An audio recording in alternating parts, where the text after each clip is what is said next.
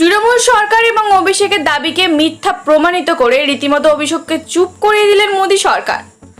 আবাস যোজনা এবং 100 দিনের কাজের প্রকল্প নিয়ে কেন্দ্রের বিরুদ্ধে বঞ্চনার অভিযোগ অনেকদিন ধরেই বিজেপির বিরুদ্ধে তোপ দেগে চলেছে তৃণমূল। দলের সর্বভারতীয় সাধারণ সম্পাদক অভিষেক বন্দ্যোপাধ্যায় বিজেপিকে এ নিয়ে শ্বেতপত্র প্রকাশের দাবি পর্যন্ত জানিয়েছিলেন। এই পরিস্থিতিতে সত্যি কি শ্বেতপত্র প্রকাশ করেছে বিজেপি? গোটা দেশের কোন রাজ্যের কোন লোকসভা এলাকায় নরেন্দ্র মোদী সরকার কোন প্রকল্পে কি কাজ করেছেন তা অনলাইনের মাধ্যমে সামনে আনা হয়েছে। শ্বেতপত্র.in নামে এই পোর্টাল তৈরি করা হয়েছে। তাতে ধাপে ধাপে এগোলে বিজেপির দাবি করা তথ্যের ভিডিও এবং পরিসংখ্যান দেওয়া রয়েছে। শ্বেতপত্র প্রকাশের দাবিতে সবচেয়ে সরব হয়েছিল তৃণমূলের সেনাপতি অভিষেক।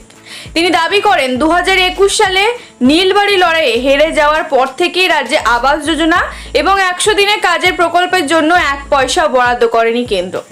এই নিয়ে কেন্দ্রে বিজেপি সরকারকে শ্বেতপত্র প্রকাশের চ্যালেঞ্জও ছোড়েন অভিষেক। গত 14 মার্চ এক্স হ্যান্ডেলে অভিষেক লিখেছেন, মিথ্যাচার করার জন্য কেন্দ্রের বিজেপি সরকার জনগণের টাকা নষ্ট করছে। আমি বিজেপি নেতৃত্বকে আমার সঙ্গে মুখোমুখি তর্কে বসার চ্যালেঞ্জ জানাচ্ছি। 2021 সালের রাজ্যের বিধানসভা নির্বাচনে পরাজয়ের পর থেকে আসা আবাস যোজনা এবং 100 দিনের কাজের মতো প্রকল্পগুলিতে 1 পয়সাও বরাদ্দ করেনি কেন্দ্র। আমি যে ভুল তা প্রমাণ করার জন্য বিজেপিকে শ্বেতপত্র প্রকাশ করার চ্যালেঞ্জ জানাচ্ছি। এরপরেই অনেক বিতর্ক হয়েছে।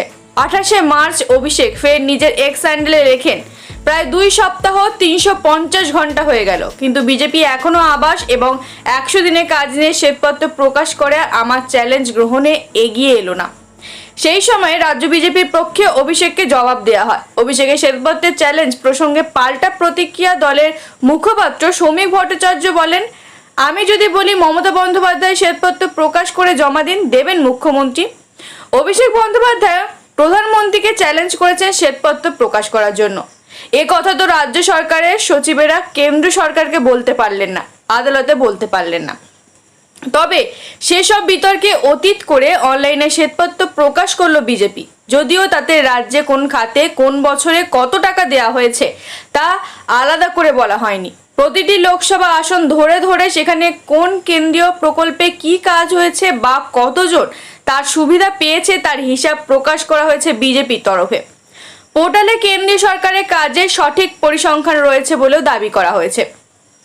শ্বেতপত্র.in পোর্টাল খুললেই সত্যি একটি সাদা পাতা দেখা যাচ্ছে, যার বাঁ দিকে নীল রঙের লেখা হোয়াইট পেপার আর ডান দিকে একেবারে উপরে ভাষা পছন্দের অপশন, আর মাঝখানে সাদার উপরে কালো দিয়ে লেখা অল ইন্ডিয়া।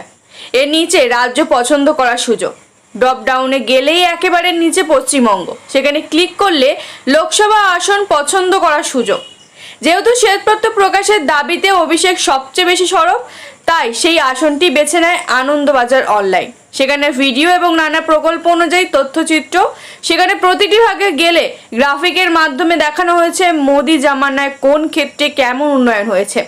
একটি ড্যাশবোর্ডও রয়েছে, সেখানে গেলে একসঙ্গে সব প্রকল্পের তথ্য দেখা যাচ্ছে। দাবি করা হয়েছে 2019 থেকে 2023 সালে ডায়মন্ড হারবার এলাকায় জল জীবন মিশন প্রকল্পে 45,495 নল বাহিনী পানির জলের কল হয়েছে।